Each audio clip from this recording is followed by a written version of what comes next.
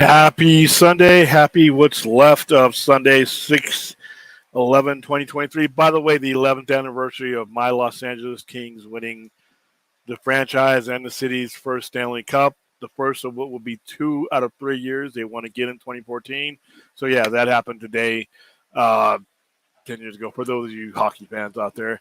Welcome to a Sunday semi-overnighter. Sorry I missed last night, but I was on Film Junkies beer stream last night, and it went way over, and I ended up being burnt out and going home.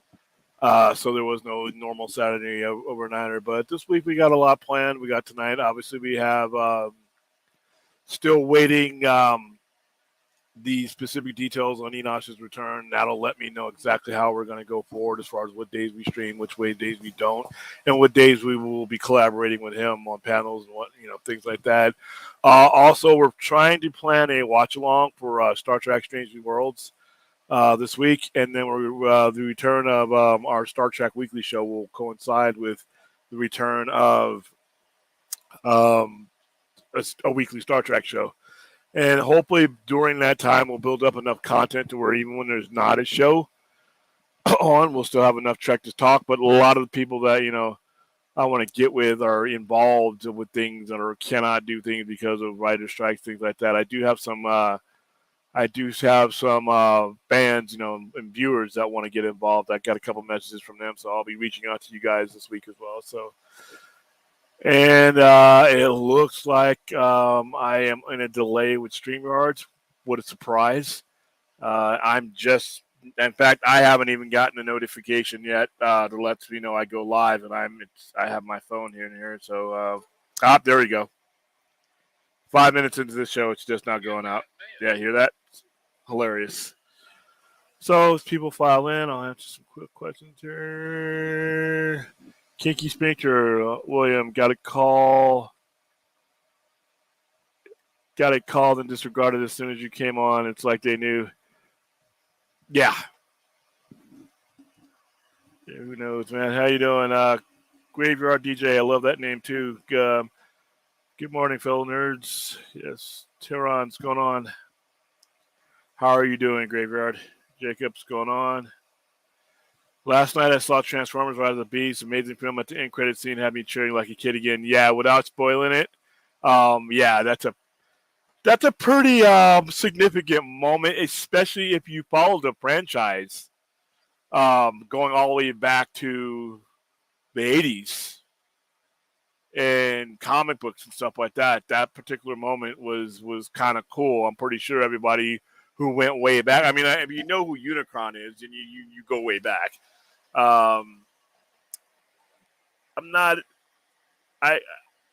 Obviously there's going to be a sequel. So I hope that they do more with Unicron coming in the coming sequel. It was finally cool to get him on screen after nearly 4 decades in existence. Hell, it took them 20 years to get a toy made. So I don't know what it is about Unicron. They just take forever to get anything done with him. So hopefully the next movie we go in more depth to what Unicron is, and then that little connection that they made. Everybody else who I saw, so far it's been favorable. It took over the box office #1. What did Transformers do as far as domestic? Domestic and global.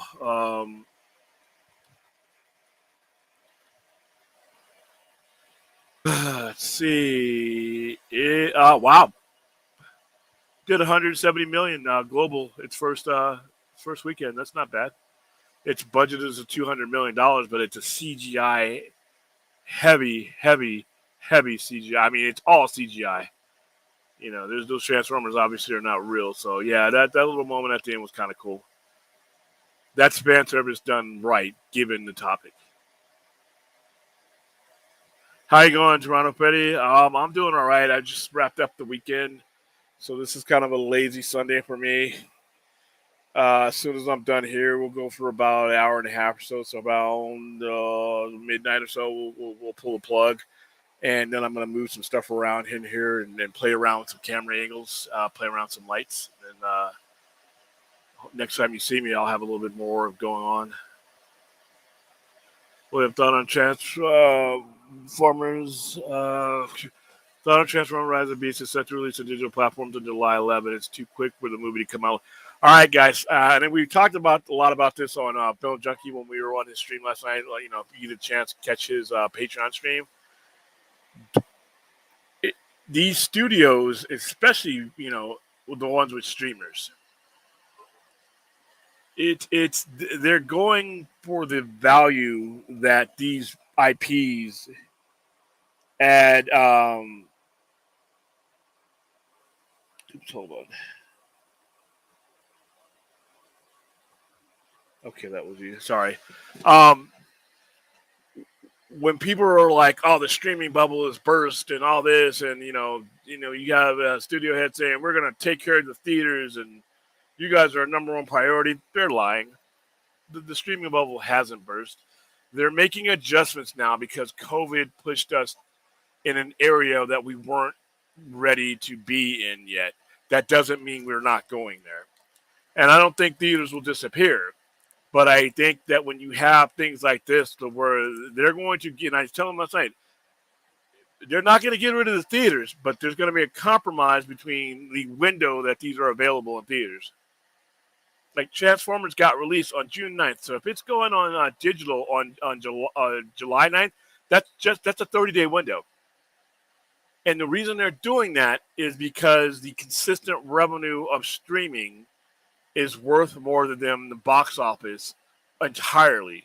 Right now, they want their cake and they want to eat it. They'll put that movie out there to make, and what Transformers is probably going to do is it's going to make its production budget back.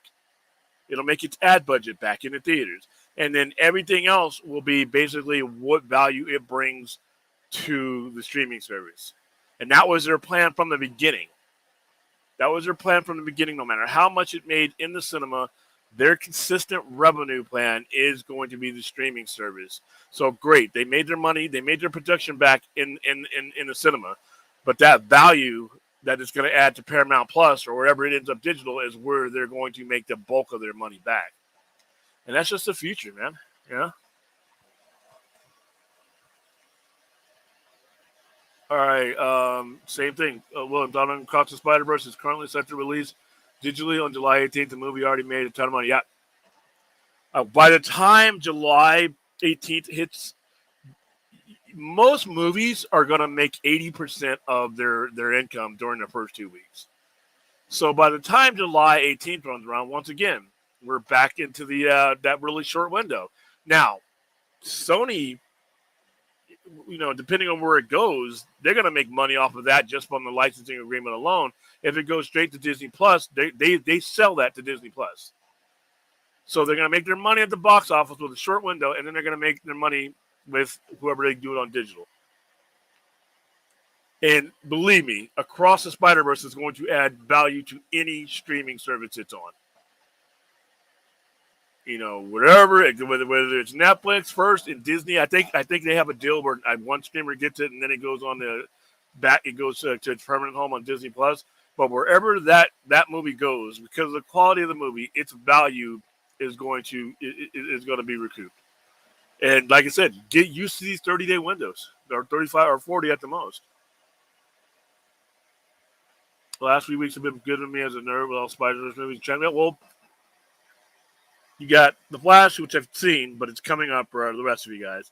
You got The Flash, you got Spider-Verse, you got Transformers. Yeah, it's really, my expectations are where they are for Indiana Jones, in Mission Impossible, in Dune. This has been a good year, and we're only halfway through it so far. William thought on Warner Media went to Andrew Cuomo in 2020 and asked him to loosen the restrictions on movie theaters. In New York, a few weeks later, it was announced that most theaters in the state will reopen. Well, New York and LA are your markets. As those two markets go, the rest of the country goes. You have the two largest markets in the nation as far as films goes. So wherever, it doesn't surprise me that other markets followed suit. So, but yeah, you got to realize where they were at in 2020. The theater industry, everybody thought the theater industry was going to die. In 2020, we didn't know, and it still kind of suffered after that, because I remember going into 2021 and we still had low turnouts. But he was doing that basically for the business end of things because I don't think the theaters could have lasted that much longer without something coming in. Yep, it's Monday. It's about to be Monday here in about an hour and a half. Yeah. I think, dude, I remember they were projecting this not to be doing that well. I think 171 million is great. No, I'm not. I know I wear the cat ears of a gamer, and that's because they were given to me by a gamer, but I'm not. I just don't have the kind of time to dedicate to it, and I have an addictive personality. So if I got involved in these games, man, you think I don't get shit done now? Just imagine me as a gamer. I would be useless to the world. William thought on Spider-Verse cost 1,390 million. That means it surpassed the original, and it's been and so it surpasses the original on $100 budget. That's that's success on every level. Yeah, by 5 million, I think. Libby, Little Beans is and right. Oh, hey, how you doing, Little Beans and Rice? Coming from Twitch. How you doing? Welcome to the stream. Yeah, we addressed this before. I like I said, I know the expectations were low. But this one, that 171 should be good. Like I said, they're making their production budget back, and that's probably going to be on streaming real soon. Like we just said. Yeah. If you were born in the '90s, you're into your 30s now. So there you go. You're old like us. William Thaddeus Polanski plays Gene Tetlock. I haven't seen Oppenheimer, so we don't do our preview screening for Oppenheimer for another week or so, 2 weeks. She was a member of the Communist Party who had an off and on. Yeah. She plays. She plays his real life mistress. And even though those were unbounded, they were all kinds of hearings about that towards the end of his career, and that kind of like. But you also had McCarthy was doing the Red Scare, and a lot of it was brought about by paranoia, and McCarthy ended up getting chased out of the Senate over that. Countdown to the Flash. Yep, we are in about an hour and a half. We are in Flash week. I have been giving a ton of stuff away this weekend for the Flash. I've been giving away giant one-sheet posters. I've been giving away the nice 3-piece posters, the ones I showed you guys the other night. Or if you go to my social media, you'll see them. In fact, let's go to my social media right now.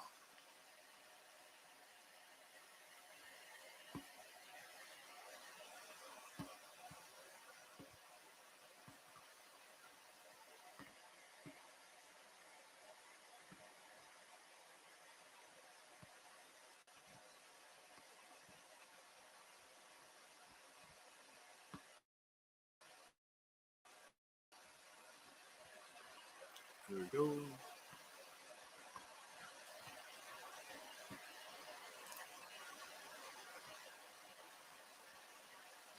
That's some of the Transformer stuff I have still left over.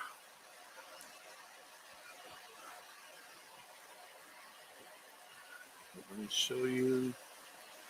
Yeah, there's some of the posters. There's the one big poster right there. So you guys can see that. And then there's someone with which is my favorite of those 3 posters, and that's the Hourglass poster. The Hourglass poster, I'll see if I can get a close-up of that. The Hourglass poster is actually pretty cool. There's all the stuff. There's all 3 posters. The big one, the 3 little ones. They all say Worlds Collide on them, except for the Hourglass one.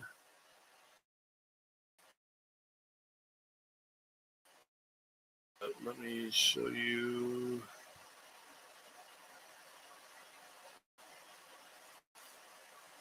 On the internet. Yeah, so here we go. Here's the best shot of it. All right, so that's the big one. Make sure you guys can see that. And then these are the individual ones. So this is the one that you've seen before. It's the lightning bolt. He's standing in the Batcave. You can see the platform and everything else. You can kind of see the Batwing in the upper right there, and there's a waterfall that leads into the Batcave. And obviously, you can see the lightning bolt that the water forms in the light, which I think was pretty cool. This one is pretty cool. The Worlds Collide. At the top, it has Supergirl flying across. It has her again right under Collide, where she's carrying Barry Allen up into the lightning. And then to the left of her, you can see the Batwing. And just below the Batwing, you can see Ben Affleck's Batman on the motorcycle that you see him in the previews. Barry Allen's the entire silhouette of it. You can kind of see him running this way. That's his head, that's his ribs, that's his chest right there. And down to the lower left, you can see the World Engine that Zod brings about. And this one is one of my favorite ones. This one it's an hourglass with the Flash on the top, with the sands of the hourglass. On top, you see Barry Allen's face, Barry Allen's head going sideways. Just below him, you see Sasha Calle's Supergirl, and then you see bats all around that in the sand. And then to the lower left, you have Michael Keaton's Batman. So yeah, they are heavily behind this movie, and it's been fun to be giving this stuff away. Let's see.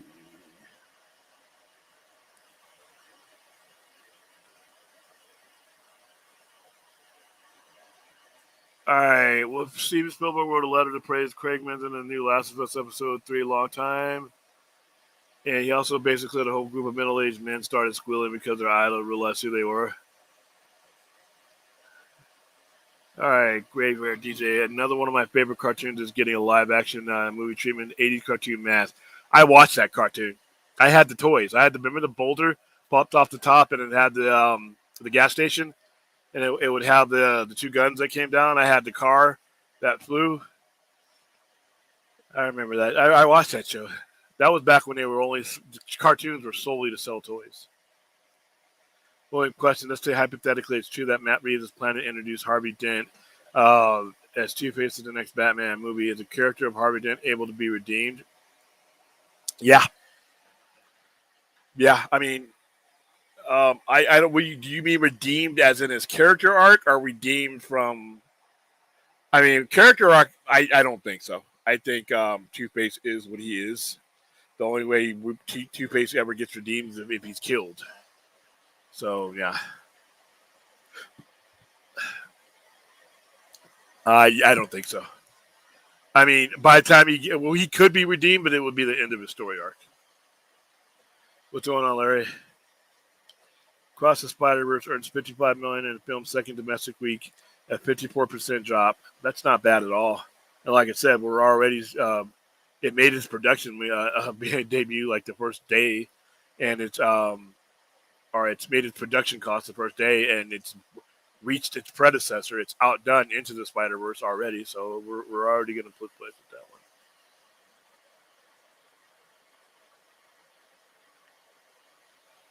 that one. We all would. It just I don't want to see him with Tom Holland, and I don't want to see him in that universe because I think they'll fuck it up.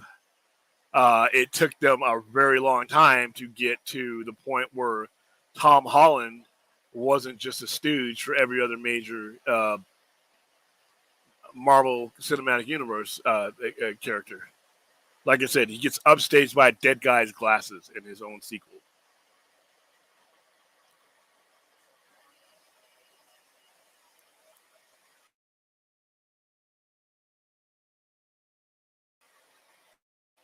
You know, I really hope Sony. First of all, they got a high bar. I mean, the Spider-Verse movies, by the time they're done, are going to set such a high bar. I don't know if the live action could ever meet that bar. Even though live action film movies make more money, narratively, I don't know if they're always going to be. This is one of the rare ones where I think the live action is going to be under the pressure to live up to what the cartoon has done, and animated has done. And two, if I'm Sony, once again, what do I need Marvel for at that point? A live action Miles Morales movie is going to make whatever a live action Miles Morales movie is going to make. It's got a built in demographic. This isn't 2014. So like I said, I don't see any reason for them not to develop a Miles Morales movie. They're the ones who've done the work. So, and I hope that's what ends up. Yeah, I'm gonna go see it again. In fact, I got to get the cosplayers together, and my Flash cosplayer and my Supergirl cosplayers, so we can go down and take a bunch of pictures. I'm gonna hand out some more of these posters at that screening. We're gonna go to one of the Galaxy ones that are around here. We're gonna have some fun with it. So,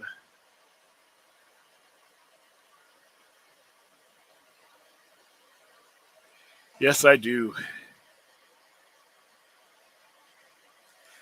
Here we go. Thanks a lot, Anthony. William, sorry to make you feel old, but next week apparently is going to be the 40th anniversary of the first Rambo movie.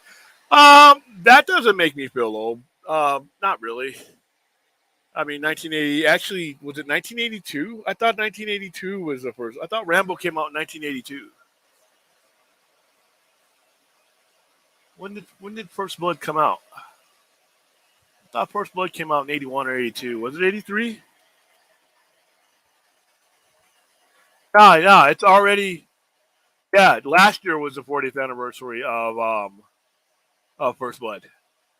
You're off, Anthony.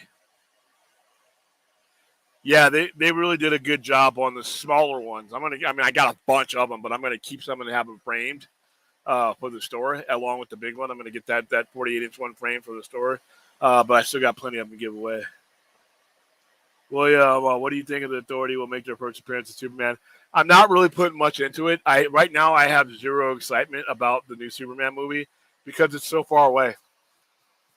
We're just so far away right now. Like I said, with the writer's strike, if the writer's strike and the SGA, Screen Actors Guild or SAG, they go on strike, we're already, even if it ends within the next maybe 4 to 5 months, I think that we are running into the very real possibility that a lot of these movies that were going to be at the released at the end of 2025, which Superman Legacy was, are going to get pushed into 2026, which means we're talking like almost 3 years.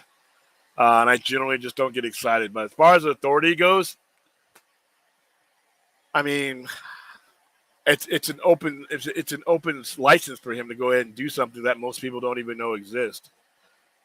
So I mean, I don't think they're going to be the main villains. I think they'll be in the movie. I still think he's yet to reveal his main villain though. So there's where I'm at with that one. Yes, they are beautiful. All right, this whole time I've been looking for that poster. I've never put it together. Water flowing in front of the back cage is like, yeah, yeah. When I first saw it, though, I didn't notice everything else. I was reversed from you. I saw the lightning bolts first, and then I saw everything else that's in there. I even saw him standing up in the back cave. Well, it's a visual. It's like an illusion, so don't feel too bad. Oh, dude, you have yet to see how ridiculous I can make myself look. I exist for the rest of my life to have fun and look like a fool. So dude, I run around with a wrestling belt, multiple wrestling championship belts. Uh, I am a goofball, so yeah, you have not seen it all. I promise you, I can push the bounds of my ridiculousness. I mean, I'm wearing a Shazam shirt, a grown ass man wearing a superhero shirt. I'm far worse than Sheldon. So um, Yay! So 29-3. Give me time. I'm pretty sure I'll surpass your expectations. William, being that you're old school fan of wrestling, what are your thoughts on the passing of Iron Sheik? And for you, who do you feel was a bigger heel in the '80s, Piper? Oh yeah, we were talking about this before. Um, um, Iron Sheik is the most important heel ever because of what he did, when he did it, and what it sparked off. So Iron Sheik, Piper was great. Iron Sheik was the prototypical heel. He is probably the most important heel of all time in wrestling. The next popular one after that would have been when Hogan turned heel because that was such a shock to the system. But it took 25 years for something that important to happen again. Jacob, my twin sister, when those movies came out, would not shut out about them. William, thoughts on Netflix had the stars are spiked. Yeah. Well, they stopped thieves from stealing from them. So if you wanted to watch Netflix, you actually had to pay for it. So that's mathematically what should happen when you stop people from stealing from you. William, what is a character from the first phase and the second phase of MCU that you felt it would have done wonders for them to start out as animation? I don't think any of them, to be honest with you. I don't think they would have gotten the momentum. Not every character is a Miles Morales. So. Yeah, I know what you mean. I just don't think any of them would have gotten a boost from being animated. William thought on Amy Schumer says that she departed and planned the Plan 26 Barbie movie from Sony due to creative differences. I don't know if the movie could be any more or less ridiculous whether she was in it. It's Barbie. Yeah, I mean, you got Margot Robbie, so, and you got Ryan Gosling, which I'm like, I'm not going to go see this movie at all. I have zero interest in this movie. What NBA team should look at getting into getting Yuta Watanabe? I think it should either be the Suns or Golden State because of the spacing he does on the court.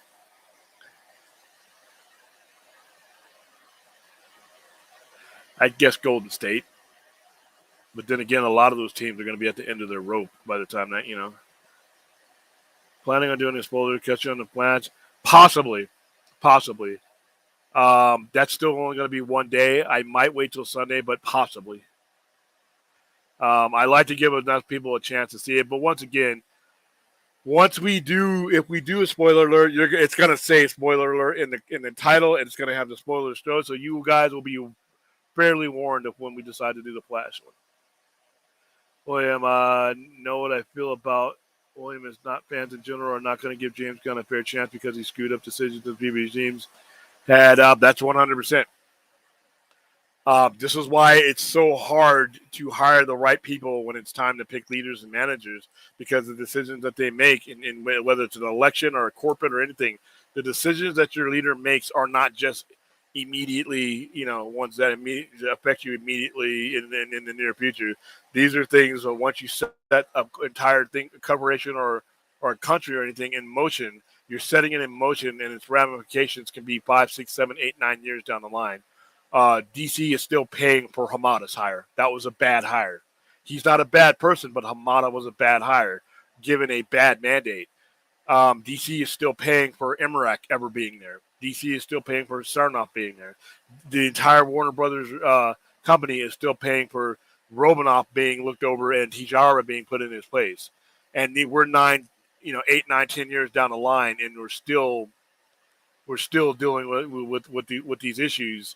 And James Gunn, unfortunately, is going to, I think that's why when I say he's got a 40% chance of success, most of it has nothing to do with what he's got planned. Majority of it is just, people have just given up on DC.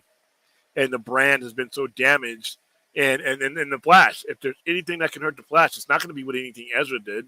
It's going to be the mismanagement of the company has garnered you zero momentum going into these things that you want to make happen. And you're talking about previous regimes screw up, and you're also talking a big gap in between whatever they end and whatever they begin. And it's just been so much confusion. So, yeah, the decisions of the previous regimes have really screwed DC.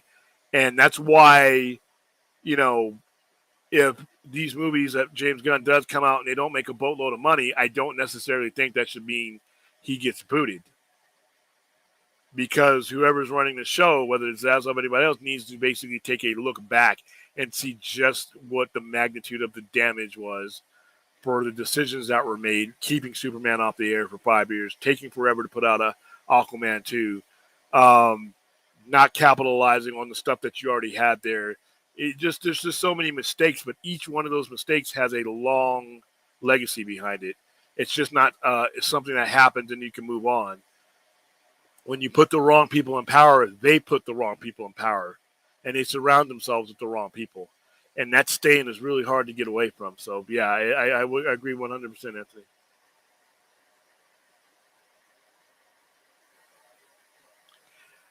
You sent it in my IG. I have not looked at it. I'm sorry. I just kind of been ignoring that whole thing. I'm sorry. I'll look at it, though. Yes, but I have not seen it yet. It's going to be interesting to see. I wonder if they're going to whitewash it a little bit because some of the weird stuff that happened in the last year of his life was not very pleasant. So hopefully, who knows? And it's me, the Last American Outlaw. My twin sister didn't like my YouTube name. She told me to change it into something that's more like me, so I went with Undead Music DJ. Okay, so you're an Undead Music DJ, and that's exactly what's in your avatar. Cool.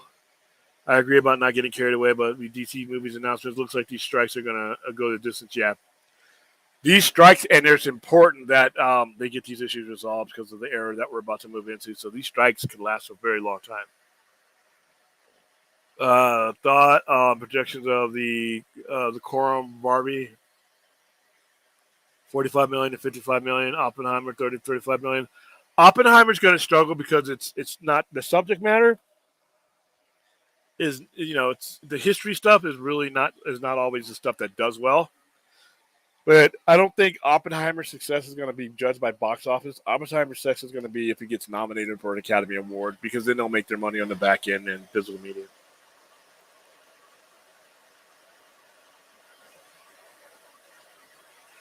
I don't know. I've heard she was rumored to Sue Storm, but I don't know if that's going to happen. But I mean, she's got a lot of dimensions to her acting ability, so she could play a lot of people.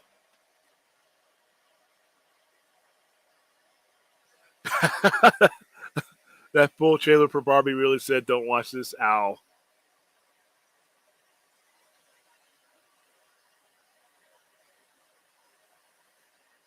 Nah, I'm gonna wait. What's going on, Anthony? Well, yeah, they would have been. They weren't feeling well last night, and like I said, I was on Film Junkie stream for waiting. I went the entire 2.5 hours. But no, they'll be on the Star Trek streams and the Overnighters. Well, Film Junkie has a spoiler review posted already. Yeah, I know, and he debated on even doing that, but I guess I could do one. I mean, I won't be talking on the live streams yet on it, but I guess I could do my own separate spoiler review on there. I might wait a couple of days to do that one.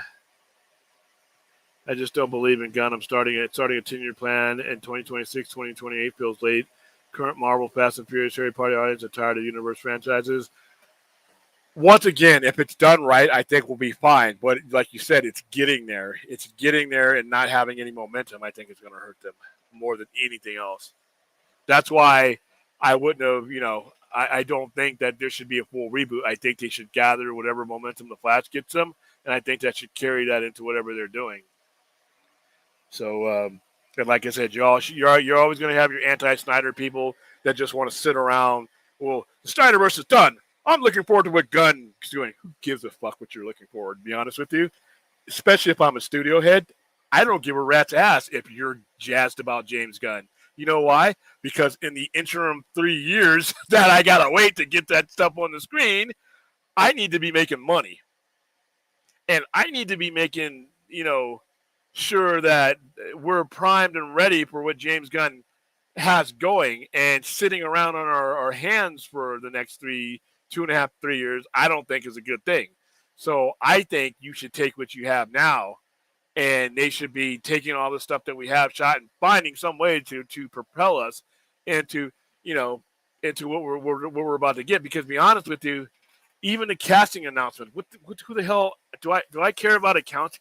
I don't care about a casting announcement almost 3 years away from the actual movie. Why? Because that stuff's going to change. Other roles are going to come along, and if you don't have everything ready to shoot, people are going to go make their money somewhere else. And you can announce actor A, and in 3 years or 2.5 years or 2 years, he gets a bigger project and goes on to something else, and we get in someone else. So these rumored people might change 2 or 3 times before we even get to it.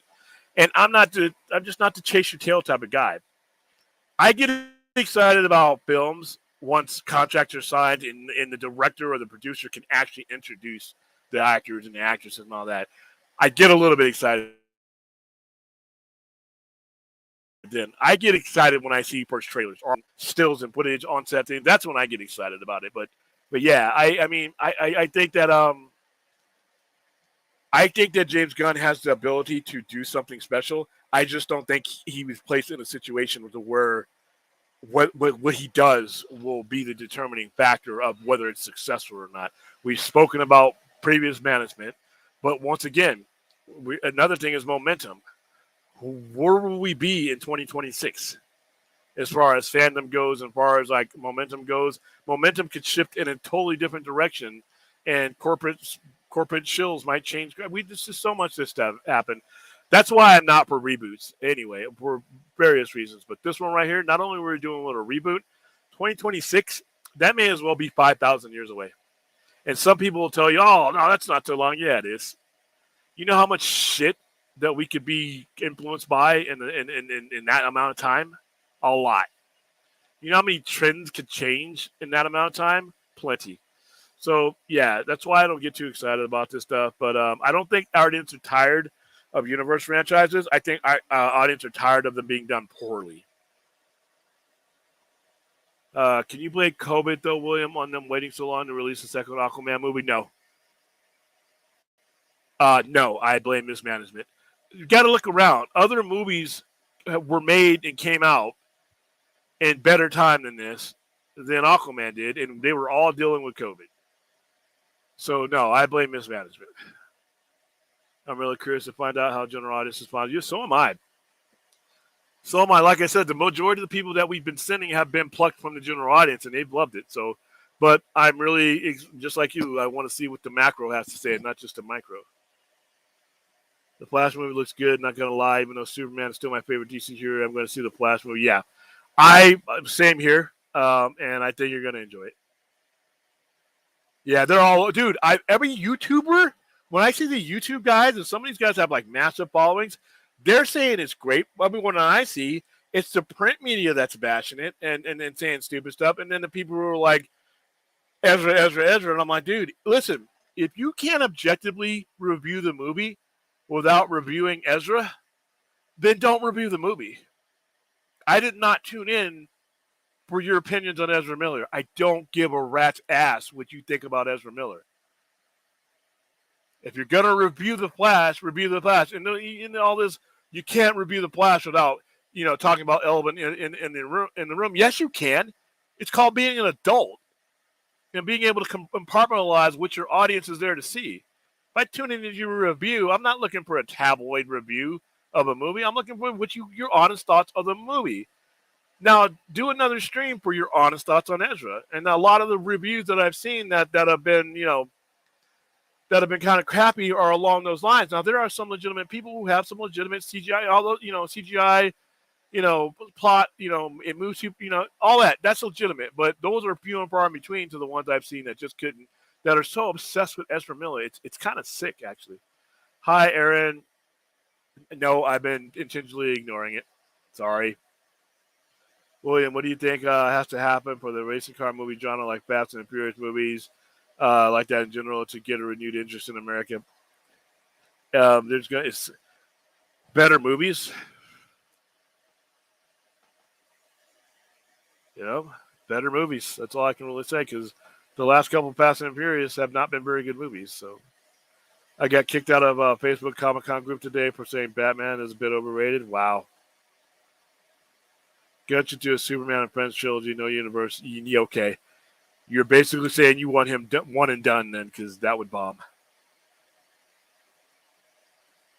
Yeah, good universe movies are going to make money, but we haven't gotten a lot of those recently. William, what Portia said about the perfect example of what I'm talking about. Are you about not giving Gunn a fair chance and saying you have no? Like I said, I whether I gave Gunn a chance or not is relevant. Is not relevant.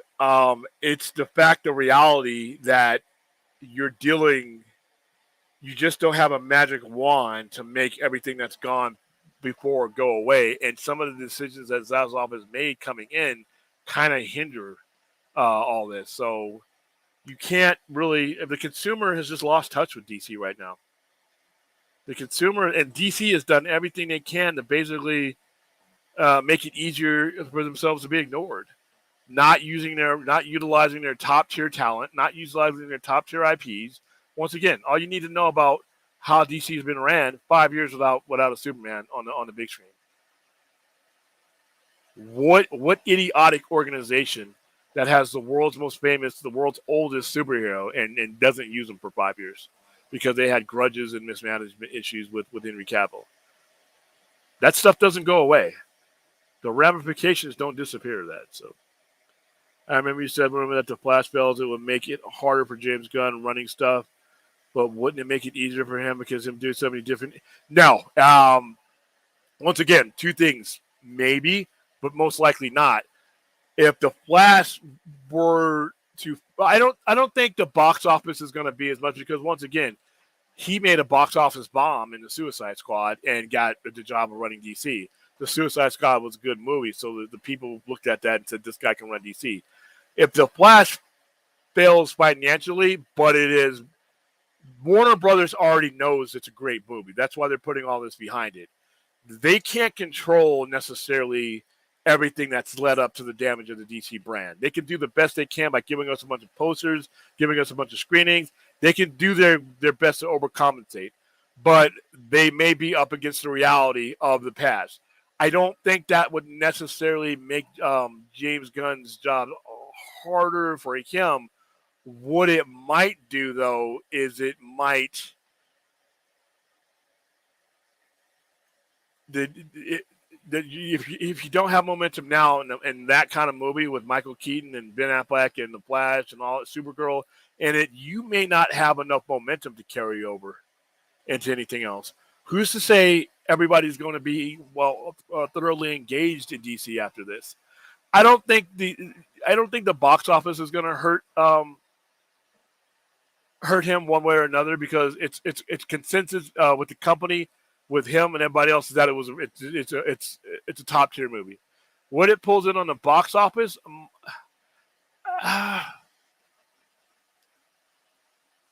it could make it harder because if the last thing that your company that hired you did, I don't know. I don't know if there's going to be that much there for him to work with if the Flash doesn't do well. Because to me, that might indicate that there may be more long-term damage, like I said, that may carry over to him. If the Flash doesn't do well, to me, that means that we're talking about a shotgun wound that we're trying to use a Band-Aid with reboots and James Gunn to fix. If the Flash doesn't do well, the brand, I'm worried about the brand in general. And can you resurrect the brand, 3 years from now? So let's hope we don't have to answer that question. Another thing that people don't bring up, to be honest with you, is people say Zack Snyder's divisive. James Gunn is one of the most divisive creators out there. You either love him or you hate him. For every person I hear that is looking forward to what James Gunn is doing, I hear a lot of people, the dick jokes come up. So, he has a reputation that is divisive. I'm not saying that means he shouldn't be the guy going forward, but you guys got to realize, though, some of that, James Gunn is not universally beloved. So some of that might harm him as well. So we got to take a wait and see. But unfortunately, we have a really long time in between when the Flash comes out. Then we got Aquaman, and then we got, and a lot of it will depend on how he works the story that he's left with what he's got coming in. So hard question to answer right now, Numbers. Spider-Verse is not a 10-year plan story. They're installments that people forget about in between projects. That's true. I think it's worth bearing in mind that the last WGA strike was basically what killed Justice League Mortal, which argues for what you're saying about covering your bases post-Flash. Yeah, because there's a lot that you could do with the way the Flash is done. Also, Spider-Man is a big gun. He should be doing well.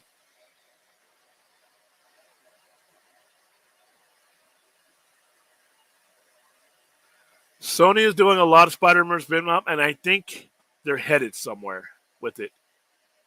I actually think that they're headed somewhere. Once I see Madam Web, then I think I'll have a much clearer picture about what they're doing with all of this. I think a lot of the stuff that doesn't make sense now will make sense soon. Whether it's great or not, who knows? But I think at the very least, I'll have some answers. Most I disagree with you on the Fast series. It's still a huge moneymaker. They got it. The budgets are crazy. I mean, Fast X, it was a $350 million budget movie. That's always gonna hinder you as far as like your box office going. But still, if you with budget notwithstanding, Fast X is at $652 million. So even then, it's $300 million above its production. I don't know. We gave away a lot of stuff for Fast X and sent a lot of people to it, but as a franchise overall,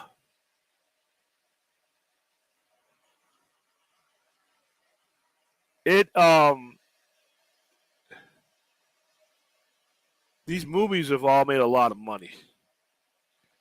So overall, the franchise is still pumping out money. So I can't really say it's not successful. I caught some of your live streams, Zane. I agree about what you said about when to do a reboot, when you've exhausted all the options and resources no longer make money. Yeah, like when you've told your story, like people always say, well, they rebooted Batman,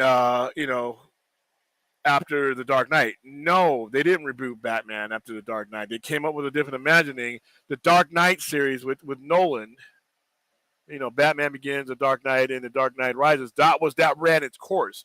So your next thing wasn't a reboot necessarily. It was more of just another version of the character. Once you're done telling your story, there's no reboot. You've told your story.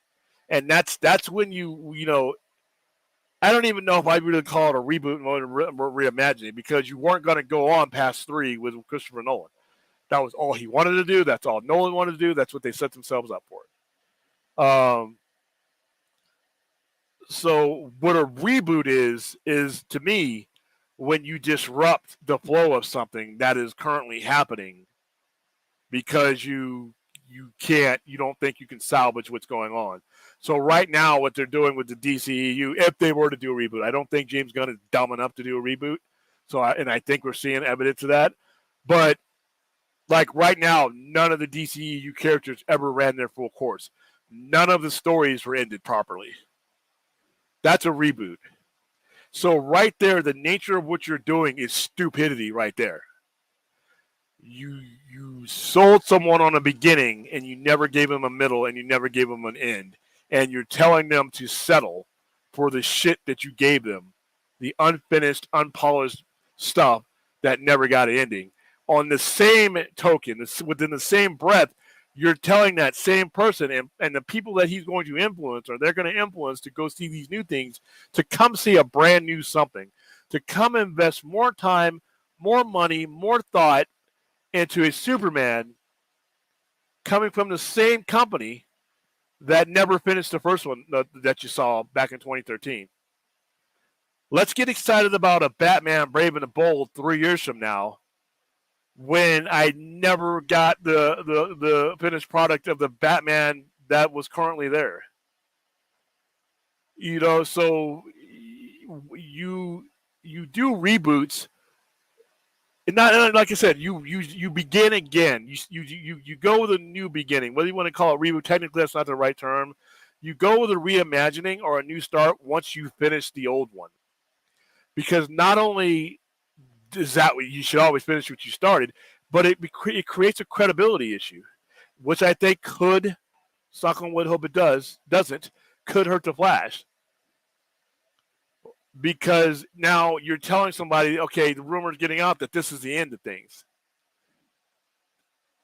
If you look at the DCU product from 2013 on, what finished? How can you end something that you never gave a proper end to? So that's a reboot. And it's lazy. It's lazy and unimaginative.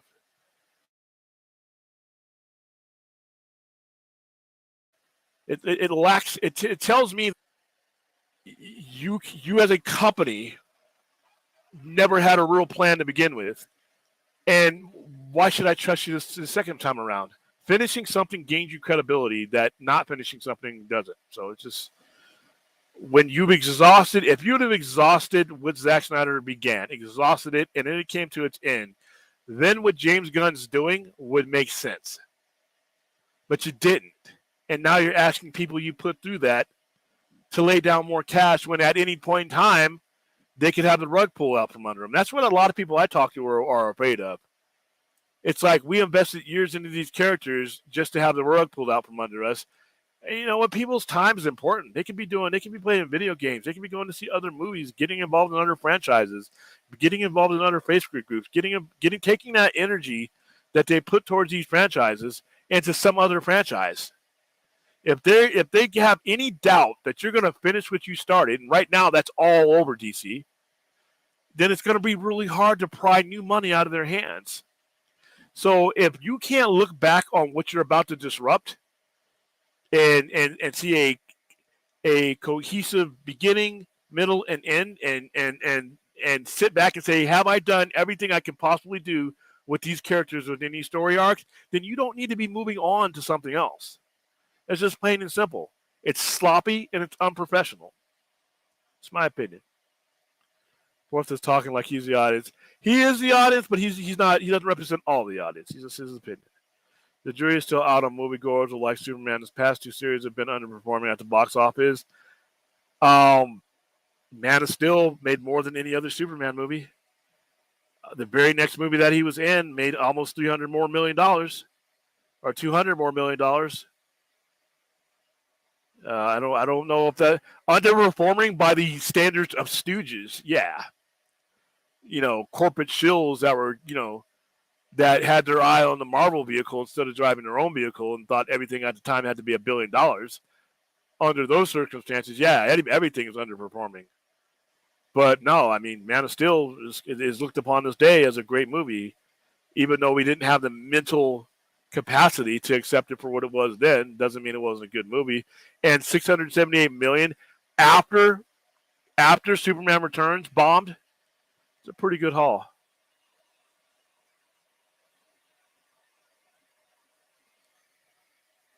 All right, let's see. Let's get into some of these questions. I was thinking about something a movie like Nintendo would see be Star Fox. I don't quite get what you're saying there. But is the movie itself better than Extra? But I could resist. You mean better than Ezra? Haha. I got what you meant. I like that band. It could, depending on what the budget is too. Larry, I'm here all night. Also, potential spoiler question here. Would you say the Flash definitely picks up which version of JL it's building from? That would be a spoiler question. Will you admit you were wrong about Guardians? $800 million. Oh. No, I wasn't. I guessed at Guardians. What did I get? Where was I wrong? Refresh me where I was wrong about Guardians. I think my guess for Guardians was about 700 to 750, but I had no barometer of what it would pull in after that. I don't think I'm anywhere saying Guardians was going to bomb.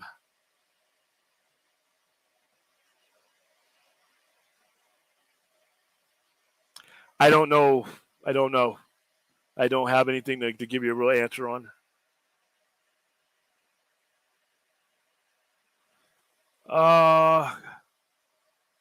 What did Guardians of the Galaxy pull in?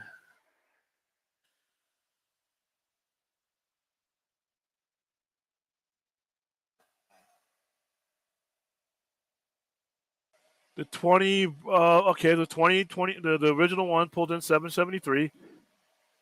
Jesus Christ, 232 million to make that movie.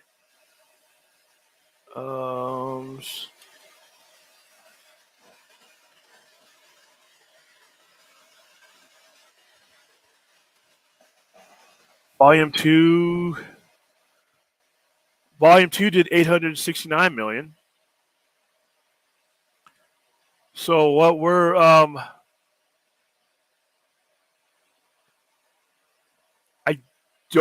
I don't recall where I'm wrong, Anthony. Give me a little bit more clarification where you're at. I actually thought it was way better than number 2, not as good as number 1 as far as quality goes. All right, let's go to Once again, dude, you're going to have to give me a little bit more clarification of what you're talking about. And the LOL is on you. What are you talking about? I'll stay on the stream long enough for you to give me a little clarification of what exactly are you referring to. It's called consumer apathy when it comes to Warner Brothers and DC and the stupid decisions they made the past few years. Yeah, past 9 years.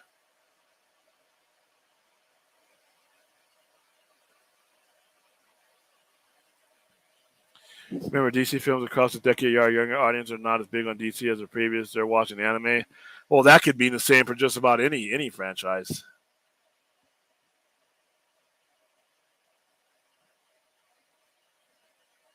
Let's see. But remember, he made that up with 3 box office success movies and Guardians of the Galaxy. William, I think that's what David Zaslav was looking at. Not the failure of the Suicide Squad. No, I don't think. I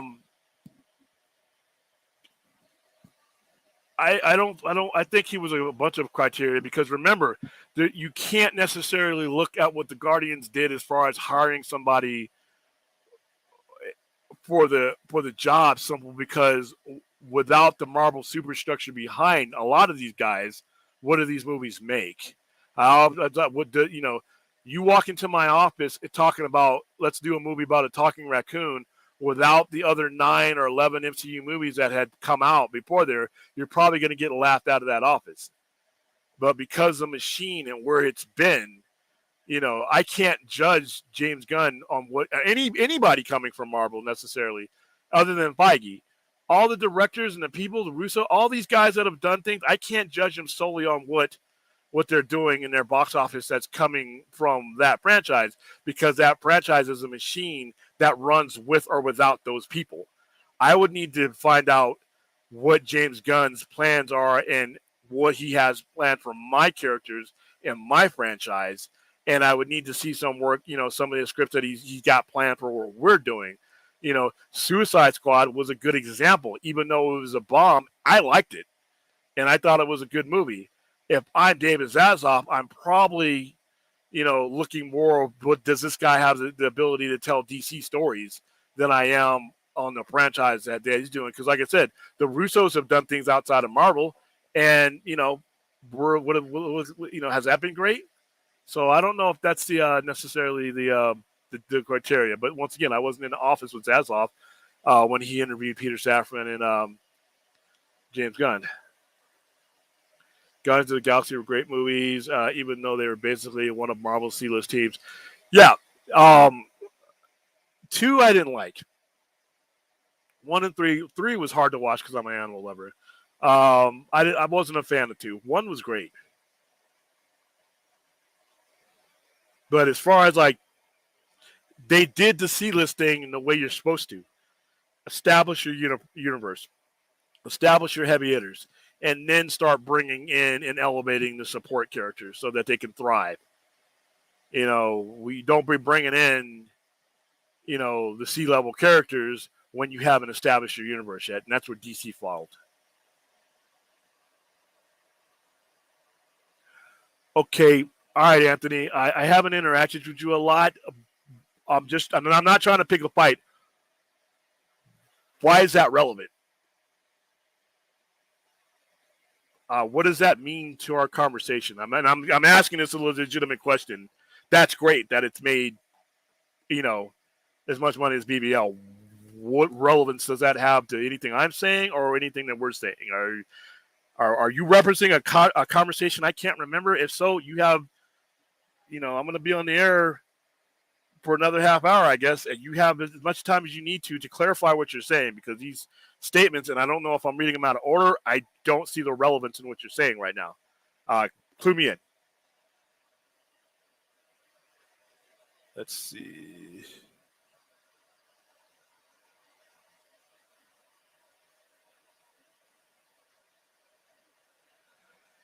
Well, the pandemic is more than just an excuse, but I think a lot of people used. I think with Suicide Squad, when it's losing the money it lost, DC just didn't do a good job at making people ready for a movie like that. You basically made a movie with throwaway characters that most people didn't know or never heard of, and the reason why the original one did well because it was so closely tied to the universe that was in the story that was being told. Batman was in that movie arresting Harley Quinn. Joker was in that movie. That was the Joker you were supposed to see in Justice League. So you had a tighter connection with the movies that were coming out. Suicide Squad just came out, and like I said, a lot of people just didn't connect with those characters enough to really go see it. Like like that. That was a pandemic a factor, maybe because remember Kong versus Godzilla came out months earlier before there was even a vaccine, and it made money. Suicide Squad came out in August of that year. Vaccine in full effects. Restrictions are being more let up in August of that year than they were in March of that year when Godzilla versus Kong. So you can kind of use the pandemic, but it didn't affect, the movies that people really wanted to see. They went out and saw. All right, let's see.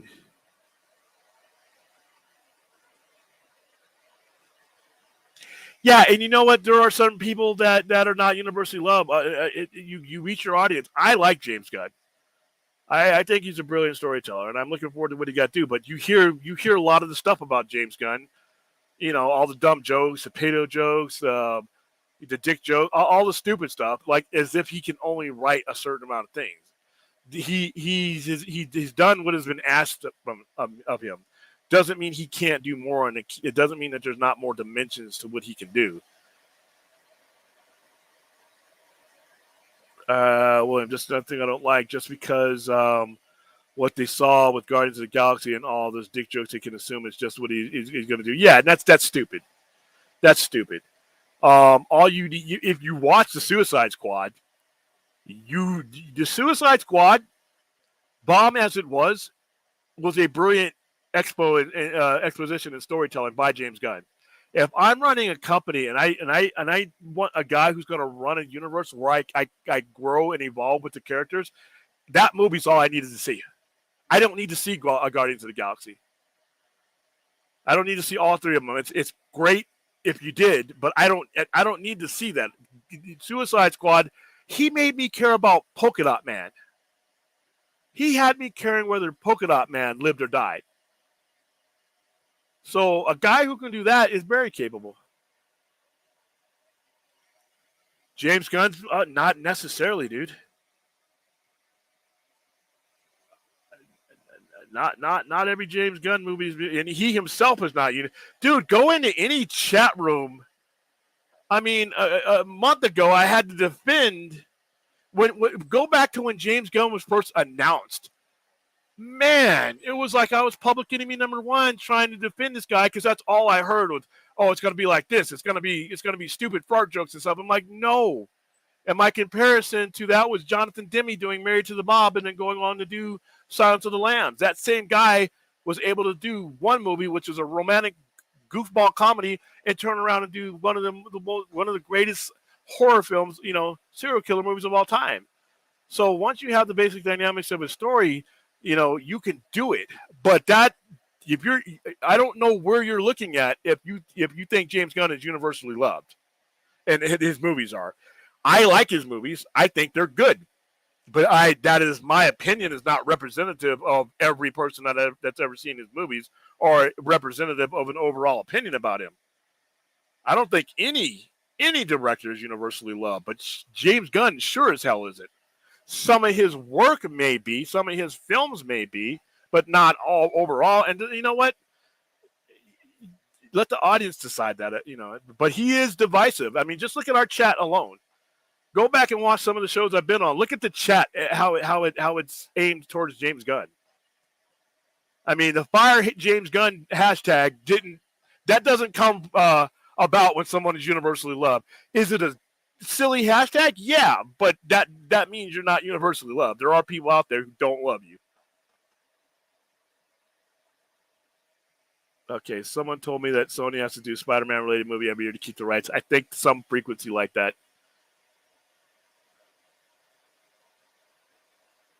Yeah, it made the bulk of its money across the seed. All right. Gunn outside the MCU is definitely divisive, slightly less maybe around the same Snyder outside.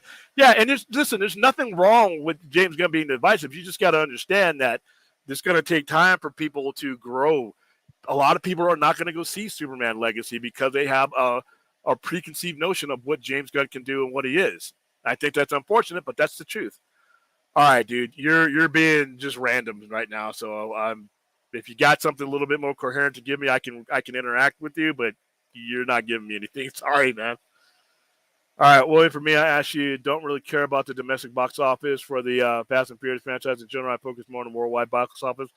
I mean, the worldwide box office is good. I think that the company gets less of a percentage overall when it, because in American box office you only have to give up 33%. I think you have to give up a lot more overseas. I think China takes like 60%. So you're not making as much as your money back, but you know what? You get, you're still making money. You're still justifying the butts in the seats. Because like you said, North America audience in general has apathy towards racing car. Yeah, right now. And like I said, I think the Fast and Furious genre, it may be played out here in America. I've been to a few street races here in Atlanta growing up, and the car culture here is insane. Well, when it comes to movies, can you explain the difference between selective realignment and all-out reboot, especially in terms of DC? Selective realignment is something that comic books have been doing for like 50 years.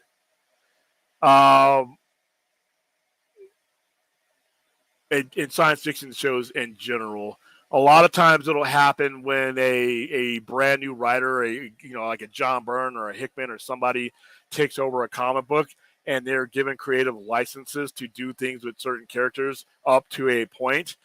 There are certain parameters that they cannot change. Like there's certain things about Wolverine that you cannot change. Certain things about mainline character you cannot change. Other than that, you're given licenses, creative licenses to come up, to figure out how that person came to that being, which Hickman, the Hickman did. Hickman's the basic hallmarks of what the X-Men are and were are still there. He has chosen a different route to go with them. And TV, if you're using time travel and things like that and resetting universes, a episode of Star Trek Next Generation is yesterday's Enterprise. So, and kind of like what Flashpoint was sort of, is basically where you decide the basic hallmarks of your story are, and you will change everything else using things like time travel. So when the Enterprise went back and changed one thing, they changed Enterprise C interacting with the Klingon vessel and the Romulan vessel that got it destroyed. That one incident being removed changed a whole bunch of things about that. But when you watch the episode yesterday's Enterprise, the characters are still there. Captain Picard is still Captain Picard under a different circumstance. Geordi LaForge, all these people are the same people under different circumstances. Now, yesterday's Enterprise is a drastic one because it really changed the whole dynamic of what they were at that point. But there are things where they reimagine the origins of a character. You when you redo things, you modernize things selectively. Like Frank Castle is a Vietnam veteran who deserted. Okay, when you realign that character, obviously you're going to realign them to the point where he's not a 70-year-old serving in a war that was in the 60s and 70s. He's an Iraq veteran. You might realign it again and make him a OIF-3 veteran to keep him aligned with the times. But the basic hallmarks of the character are still there. It basically means that the writer and creator can select what he wants to move forward with and what he doesn't. So say if James Gunn saw the Flash movie and he sees the whole Flashpoint paradox and things like that, and he decides that, you know what, I like what I saw with Sasha Calle. I like Ezra Miller.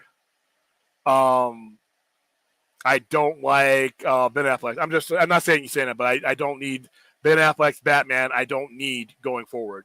So I use those methods that are allowed for me in this movie, in the specific movie does that, to go forward where when I come back in this point in time, I have the ground set for my Batman. I have the circumstances set for the Flash, even if I decide I'm going to keep certain aspects of his story.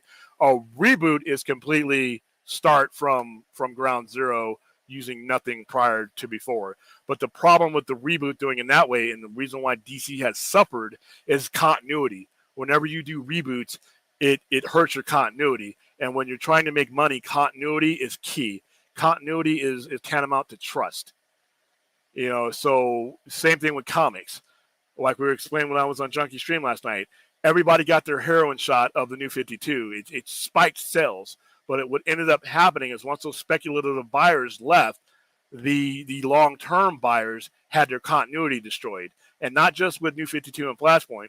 Over the past 36 years of Crisis of Infinite Earth, Zero Hour, all these different things that have destroyed your continuity, it just got to the point where it hurt sales. After the spike, it leveled off and then it went away. And now, unless it has a bat on it, it's not selling sometimes in stores. So I hope that helps along. Long story short is James Gunn does not have to do, if he doesn't want to, if he doesn't, he's probably not going to do a complete reboot. He is probably going to select aspects of this universe and fold it into his, if even just as a transition. Even if he does eventually realign those characters away, it won't be a complete disruption like the previous things have done. All right, did you hear that Rebel Moon will have an explicit version? Yes, we talked about this a few weeks ago. A general audience version, which is, I'm probably going to prefer the explicit version. Like an A side and a B side. I think that's going to be cool. Obviously, I'm going for the explicit version. I'm a grown ass man. DC 10-year plan should not be to make any movies for 10 years. No, that's silly. I think the problem with DC has always been the directors and the producers never understood their characters at the cost of the studio money and time. The regime at the time knew that they were making. Is that part one? Okay, no, that's part two. I think that each prior management did not understand what those characters meant and how those characters needed to be told. And they understood what Marvel was doing in some other building, but they didn't understand what they needed to do in their own. Jordan Farrell, how you doing? I think it would be cool if WB did an animated Batman Beyond movie as a response to the. You might. That's your best shot at getting anything from Batman Beyond is animated. Question, William, what are your thoughts on Nintendo Chair news of sexual assault? I don't know enough about them. I heard there's allegations, but I don't know enough to give you a responsible comment, so I'm going to hold off on that, Aaron. Not really. Never really caught on with me. But Man of Steel didn't make the money the studios wanted. Good movie. Okay, but you have to realize who the fucking morons that were running the studio at the time. We're not talking about the opinions of geniuses. We're talking about the opinions of morons. Look what they went on to do. Look what the people whose opinions I was supposed to care about how much Man of Steel made. Look what they went on to do. All right. They shit in the bed so bad that just throw those mattresses out and just start with a new bed. So why would I give a rat's ass about what they thought Superman made or should have made? They clearly didn't have much of a clue because look what they went on to do. Look at the problems they ended up causing. Why would I give a rat's ass about what those guys thought? Screw those guys. I'm not a gamer. I'm not into Nintendo whatsoever. I'm sorry, Graveyard. Apologize in advance.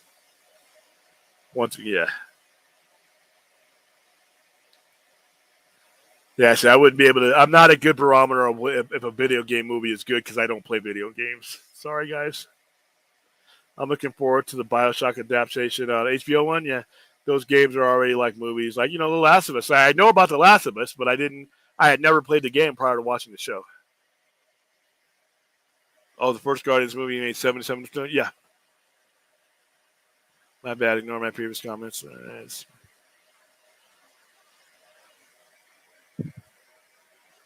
Like I said, I would like to see Dave Bautista play Ra's al Ghul, but that's just me. No. Right now, you're just trolling me, Fourth. No, I shouldn't even hear JL Dark uttered until I get the JL, the original JL settled. William, okay, I have a question for you, bro. Do you think that Bucky will finally become White Wolf in the MCU in the Thunderbolts movie? Will he finally leave the Winter Soldier name behind? Possibly. No more quirky directors with weird hairdos. That's so long. Taika Waititi. Well, it's Academy Award winner, so he's not going anywhere.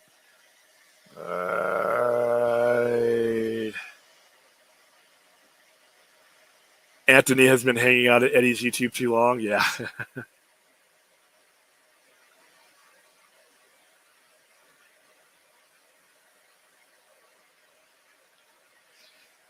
Yeah, I can sort of agree there.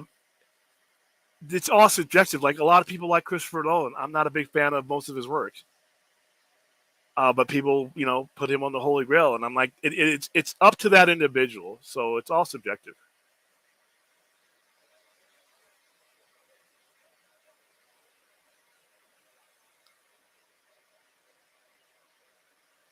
All right. Well, just starting to listen to Pantera and Velvet Revolver. What album from you do you recommend? Well, wasn't a big fan of Velvet Revolver. As far as Pantera, everything. Start with first album and you keep going till you're done.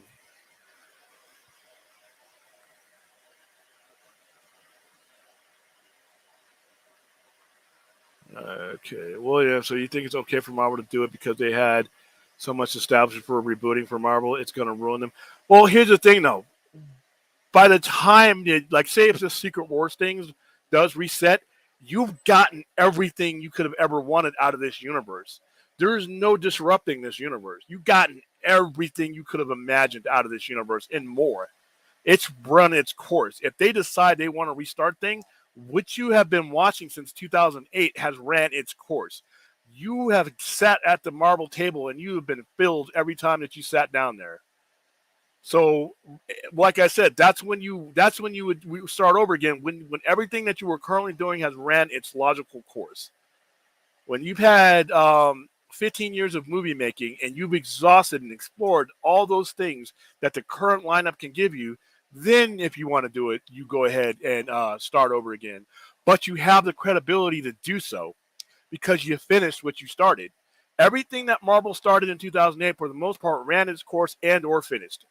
Not the same with DC. So the comparisons are not there. So, yeah, I don't think their audiences would ruin them in the long run at all because of the credibility that they built up prior to doing it. Where DC runs into the problem is they had no credibility before they're doing what they did. Big difference. All right, I'll keep it posted, Aurora. All right, thank you. No, I'm thinking as a fan, J.D. was a stupid move. Okay, horror sells, but from their point of view, that's not what they're in the business for. DC films, they're not doing. You're not. If you want to do this right, you don't start at C. You start at A and get to C. Do a JL Dark eventually. I'm not saying don't do it, and that it wouldn't sell once it's done. But the problem that DC has been haggled with the entire time is they don't establish the bedrock of things that have to be there before they go on to do these other mid-level things that people don't go to see, and then they're wondering around why ain't big buddy go see my Harley Quinn fantabulous whatever movie? Why didn't anybody go see my Suicide Squad movie? Wow, why is everybody laughing at us at the thought of a Wonder Twins movie? Why? Because you never finished establishing the bedrock that you need to bring all these characters in. So no, you don't start with JL Dark. You start with JL, and then if you get to JL Dark, that's fine. If you want to tell those stories up on the side, that's fine. But you don't start JL Dark before you start the Justice League, the original Justice League. To me, that's suicide. Yeah, coming from somebody who's not been a big fan of Nolan movies, except for Dunkirk. That's one of his. Like I said, the Batman movies I think are overrated. I love Heath Ledger's performance in The Dark Knight, but that's about all I love about that movie. that I can watch. When I watch The Dark Knight over again, it's those scenes. That's it. I'm excited to hear your Oppenheimer review. Considering yeah, it'll be interesting for me too. But this one looks great. I'm not talking about what they're into. Ignore A. Just do JL, Dark, Superman, Batman. Need not apply. Oh, wait, okay. They need to apply. Trust me.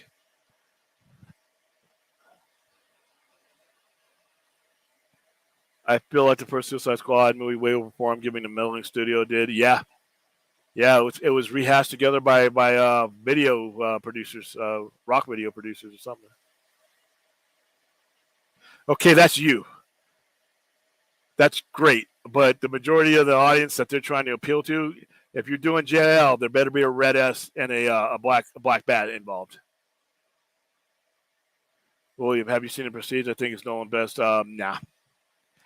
And I saw Memento, and I hated Memento. So I think that was one of his earlier works, though.